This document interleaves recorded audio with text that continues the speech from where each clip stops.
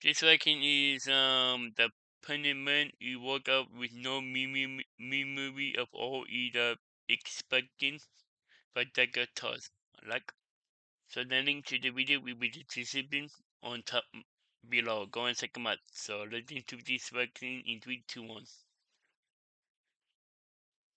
When 29-year-old Kieran Walsh opened his eyes in a hospital bed with no memory of the past 9 months, the first Really? thing he noticed was the unbearable pain in his abdomen. The second thing was the rounded swell of his Wow. belly under the thin hospital blanket. And the third thing, the thing that made his heart stop, was the doctor saying, "Mr. Walsh, you're in labor. We need to prep you for delivery right now." Kieran had no idea who he was, where he'd been, or how a baby had gotten inside his body. But in 6 hours, he was going to be a father. Kieran's first conscious thought was confusion. His head throbbed with pain Wow. I'll be that someone too. Yeah. so intense it felt like his skull was splitting open. Bright hospital lights burned his eyes. Voices swirled around him, urgent, professional, saying words that didn't make sense. His body felt wrong, heavy, different in ways he couldn't articulate through the fog of pain and disorientation. He tried to sit up and gasped. His Yeah. abdomen was enormous, swollen in a way that defied logic.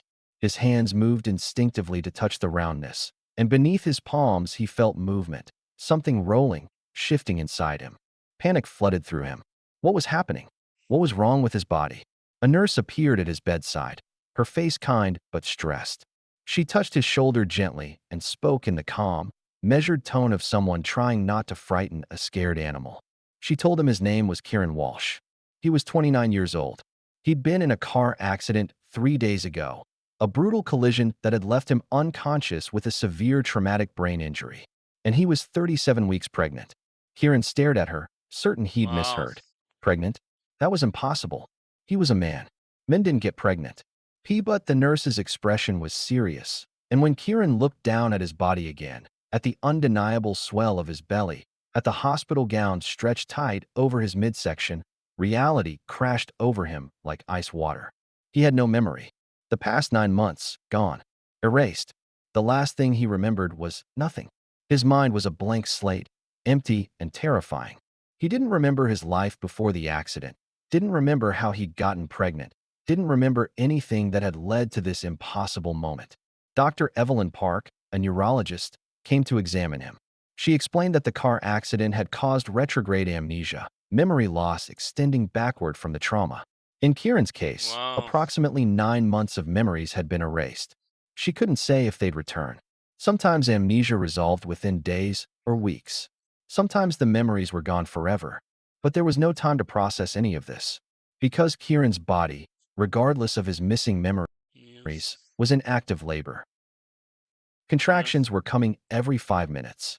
The baby was coming whether Kieran remembered creating it or not. In the brief windows between contractions, staff tried to piece together Kieran's story for him. They showed him his wallet, ID, credit cards, a photo of him with a woman with dark curly hair and a bright smile. His wife, they said. Her name was Simone. She died 7 months ago in a house fire. The baby he was carrying Wow. was their child, conceived through IVF. Kieran stared at the photo, trying to feel something, trying to remember the woman who was supposed to be the love of his life. But there was nothing. She was a stranger. Beautiful, yes, but completely unknown to him. The nurses explained more, pulling details from his medical records. Kieran was transgender. He'd transitioned in his early 20s, but had retained his uterus and ovaries. He and Simone had been married for 3 years. When Simone was diagnosed with a rare genetic disorder that made pregnancy impossible for her, they decided that Kieran would carry their child. He'd stopped testosterone therapy, undergone IVF using Simone's eggs and donor sperm, and successfully gotten pregnant. 5 months into the pregnancy, Simone had died. A house fire caused by faulty wiring. She'd been trapped on the second floor.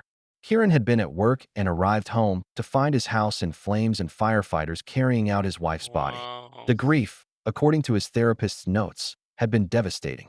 But Kieran had continued the pregnancy because it was the last piece of Simone he had left. Yeah. He'd moved in with Simone's sister, Elena, who'd been helping him prepare for single fatherhood.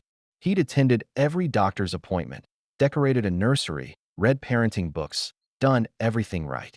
And then, 3 days ago, Kieran had been driving to a prenatal appointment when a drunk driver ran a red light and T-boned his car. The impact had been severe enough to cause traumatic brain injury. The baby, miraculously, had survived without injury. But Kieran's memories, 9 months of his life, including his entire marriage to Simone, her death, and his pregnancy journey, were gone.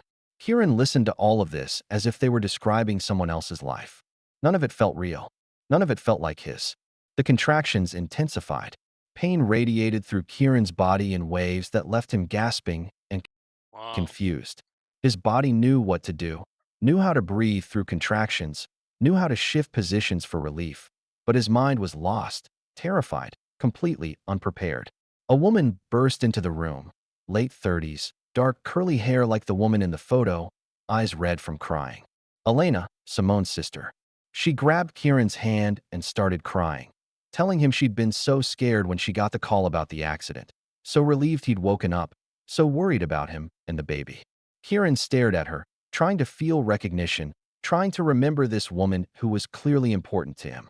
But there was nothing. Just another stranger in a room full of strangers, all Yeah. of them expecting him to remember, to be someone he couldn't access anymore.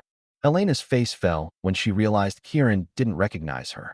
The nurses had already briefed her about the amnesia, but seeing it in person, seeing Kieran look at her with complete blankness, broke something in her expression. She stayed anyway, held his hand through contractions, coached his breathing, told him stories he couldn't remember about the man he'd been, about Simone, about the life they'd built together that now existed only in other people's memories. After 14 hours of labor, complications arose. The baby's heart rate dropped. Kieran's blood pressure spiked dangerously. Dr. Sarah Lynn, the obstetrician, made the call for an emergency cesarean section. They wheeled Kieran into the operating room, Elena beside him, holding his hand. The surgical team worked with practiced efficiency while Kieran lay there, numb from the spinal block, his mind racing with fear and confusion. He was about to become a father to a child he didn't remember creating, a child that belonged to a love story he couldn't recall. The moment the baby cried, that first powerful sound, something Wow. shifted in Kieran's chest. Not memory, exactly, but feeling. Overwhelming, inexplicable feeling that crashed through him like a tidal wave. Yeah. They lifted the baby, a girl, small and perfect and screaming with indignant life, and brought her to Kieran's face so he could see her. Dark hair, Simone's coloring, tiny fists waving in protest at the cold, bright world she'd just entered. Elena was sobbing, saying the baby looked just like Simone, just like her sister. But Kieran couldn't see that. All he could see was this tiny person who'd been inside him, who'd survived the car accident that had stolen his memories, who was looking at him now with unfocused eyes that would someday see him clearly. They placed the baby on Kieran's chest, and her crying stopped. She rooted against his hospital gown, instinct guiding her toward warmth and comfort. Kieran's arms moved automatically to hold her, and something in his body, something deeper than conscious memory, recognized this child as his. The days after delivery were surreal. Kieran lay in his hospital bed, recovering from surgery, trying to care for a newborn while simultaneously trying to piece together a life he didn't remember. Elena brought photos, videos, journals, evidence of the 9 months that Kieran's mind had erased. There were ultrasound Wow. images showing the baby at different stages of development. There were videos of Kieran talking to his pregnant belly, telling the baby about her mother, promising to love her enough for two parents. There were journal entries, raw and grief-stricken, written in Kieran's own handwriting, documenting his journey through pregnancy while mourning Simone. Kieran read his own words and felt like he was reading a stranger's diary. Oh. The emotions were foreign, the experiences belonged to someone else. But the baby in his arms was undeniably real, Yeah. undeniably his responsibility. They'd already chosen a name, Elena told him. Simone had picked it before she died. Lyra. It meant lyre, a musical instrument, because Simone had loved music and wanted their daughter to have a name that sang. Kieran looked down at Lyra, sleeping in his arms, and tried the name out loud. It felt right, even if the memory of choosing it was gone.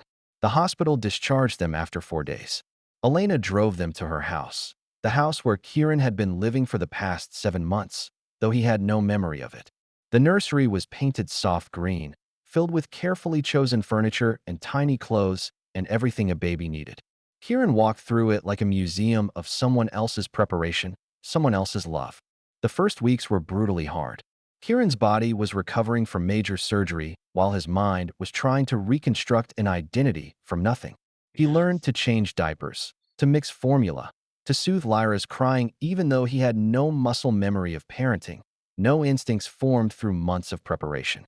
Elena stayed close, helping with night feedings, teaching Kieran the basics of infant care, filling in gaps about his life. She told him about Simone, how they'd met at a LGBTQ plus support group, how Simone had pursued Kieran relentlessly until he agreed to a date, how their love had been the kind that Yeah. made everyone around them believe in soulmates. She told him about the pregnancy, how sick Kieran had been in the first trimester, how excited he'd been at the anatomy scan when they learned they were having a girl, how he'd cried when the baby kicked for the first time because Simone wasn't there to feel it. She told him about Simone's death, how devastated Kieran had been, how he'd almost given up, how the baby had been the only thing that kept him going through the darkest grief. Kieran Oh. absorbed it all like someone studying for a test about their own life. The information went into his brain, but it didn't feel like his story. It felt like a movie he'd watched, characters he'd observed, but never inhabited. 6 weeks after the accident, Kieran was feeding Lyra at 2 in the morning, exhausted and half asleep, when it happened. A flash of something, not quite a memory, but an impression, a feeling, the scent of lavender and vanilla. A woman's laugh, bright and uninhibited. Hands Man. on his belly, a voice saying, "She's going to be so loved." Kieran gasped, and the impression faded. But it had been there. A fragment, a glimpse of Simone. Over the following weeks, more fragments came. Not complete memories, but sensory flashes. The feeling of joy when the pregnancy test came back positive. The sound of Simone's voice singing to his belly. The weight of grief when firefighters told him she was gone. The determination to keep going Oh. for the baby. The memories didn't return in order. They came randomly, triggered by smells or sounds or the way Lyra's face scrunched when she cried.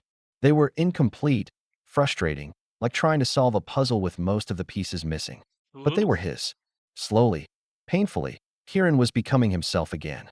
3 months after the Very accident, good. Dr. Park told Kieran that his memories might never fully return. The brain injury had been severe.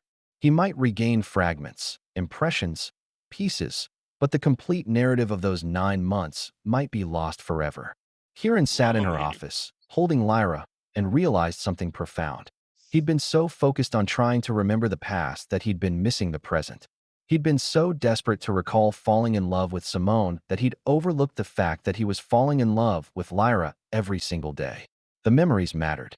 The love he'd shared with Simone mattered. But what mattered more was the Mm. future. This tiny Yeah. person who Cool. looked at him with trust, who smiled when she heard his voice, who needed him to be present, Yeah. not lost in a past he couldn't access. Kieran couldn't remember choosing to be pregnant, couldn't remember the IVF appointments or the positive test or the months of carrying Lyra inside him. But he could feel the weight of her in his arms, could see her growing and changing every day, could make new memories, even if the old ones stayed lost. Yeah. 6 months after the accident, Kieran stood in the nursery holding Lyra, now 4 months old, and smiling at everything. The green walls, the carefully chosen furniture. He still didn't remember painting or shopping for any of it. But it was his now, his and Lyra's. Some memories had returned, fragments of Simone, glimpses of their relationship, impressions of pregnancy. But large sections remained blank, and Kieran had made peace with that. He kept Simone's photo on Lyra's dresser and told his daughter stories about her mother based on what Elena had shared, based on journal entries and videos. Elena had become family, not just Simone's sister, but Kieran's co-parent in many ways, helping raise Lyra, keeping Simone's memory alive. Kieran had resumed testosterone therapy after medical clearance, and his body was gradually returning to its masculine baseline. The pregnancy had been an impossible chapter in his life, one he couldn't even remember fully, but it had Yeah. given him Lyra, and that made everything worth it. Today, Lyra is 1 year old. Kieran still has gaps in his memory, large sections of his pregnancy, moments with Simone that are lost forever. But he's learned something unexpected. You don't need to remember every moment of creating something to love what you've created. He woke up with no memory of how he got pregnant, but he's learning every day how to be a father. And maybe that's what matters most. Sometimes life erases our past, but love creates our future. And that True. future is built not on what we remember, but on who we choose to become. Could you love someone you didn't remember creating? Could you be a parent to a child from a life you couldn't recall? Drop your thoughts below. If this story Yeah. moved you, hit that like button and share it with someone Yeah, who drop needs like. to hear that love doesn't require memory, it True. requires presence. Yep. Subscribe for more incredible true medical stories that challenge everything we think we know about life, identity, and family. Wow. That was the punishment we woke up with no memory of all either expecting by Decathlon. The link to the video will be the description below. Go and check them out and drop a like if you like and comment below if you want to see more reaction like this one. And subscribe if you're new and click the bell so you can be notified when I upload. And I'm out. Bye. Wow.